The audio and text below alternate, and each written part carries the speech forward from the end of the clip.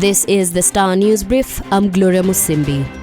Roads, railways, water, housing, modern markets and public Wi-Fi are among priority projects President William Ruto is banking on to seal his legacy in the first term. But most of these ventures are affected by budget shortfalls following the collapse of the Finance Bill 2024. It remains to be seen how the Ruto team will handle taxation in the next financial year, with some of the ambitious projects back on the cards. Treasury disclosures show an unrelenting Kenya Kwanza seeks to construct 1,098 kilometers of new roads in the period.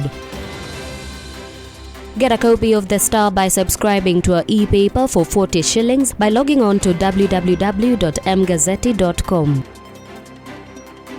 Former Prime Minister Raila Odinga has embarked on a door-to-door engagements as he woos the southern part of the continent to back his bid for the African Union Commission chairmanship. The Kenya candidate has rolled out an aggressive campaign that will see him visit at least 10 countries in southern Africa this month. The ex-Prime Minister hit the ground running early this week, taking his vote-hunting mission to Mauritius, where he bagged the support of the island country.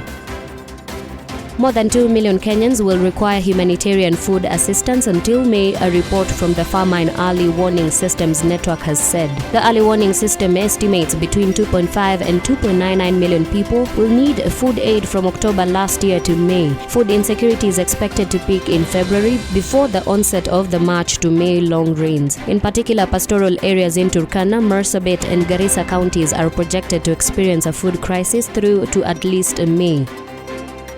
More facilities contracted by the Social Health Authority report being in financial distress, according to a recent survey by a private hospital's lobby. The survey, covering October to December 2024, indicates that nearly 9 out of every 10 hospitals are struggling financially, blaming it on chronic delays in reimbursements. The findings show 96% of surveyed facilities reported financial distress, with private facilities being the hardest hit at 98%, followed by faith-based organizations at 90%.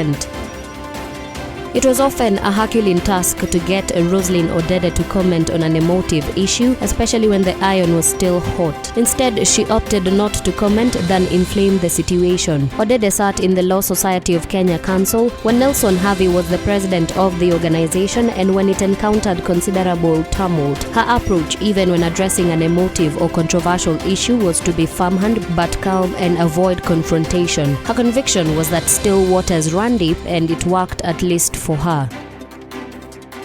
Get a copy of The Star by subscribing to our e-paper for 40 shillings by logging on to www.mgazzetti.com.